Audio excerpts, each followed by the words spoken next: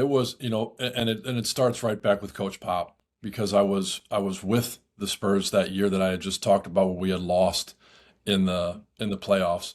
And then to start the next season, which was after the lockout came unlocked, and I wanted to go back to San Antonio because it was a place where I knew it was run by people who, if you were a better player, if you went out and proved yourself, you were going to get on the court. I was going to have a shot. There was no politics in San Antonio, so I wanted to be there. And I told my agent, Mark Bartelstein, get me to San Antonio. I trust them. I just have to play good, and I'll get an opportunity. And I think back to thinking that, and then how it ended up, where they signed me to a non-guaranteed, San Antonio signs me to a non-guaranteed camp contract. You got to make the team. I know it's sometimes it depends on how you play. It could be difficult. They could choose to keep 14 instead of 15, and then it wouldn't even work out. I'm on a non-guaranteed contract. The start of season happens really fast because it's the lockout, and there's only a couple preseason games and a quick start.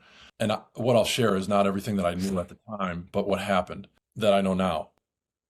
Mike D'Antoni and the New York Knicks called Coach Popovich as the teams are coming together and rosters are getting set. I'm considering going to China still at this point because everything is kind of chaos. Coach D'Antoni and the Knicks call and say to Coach Pop, we want Steve. Coach Pop says, well, we had him last year. We really like him. We have him on a non-guaranteed deal.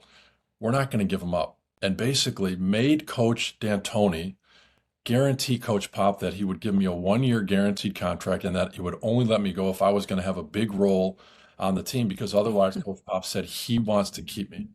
Coach D'Antoni and maybe whoever else, Glenn Grunwald, whoever was involved in those conversations with the Knicks, basically said yes, that is the case.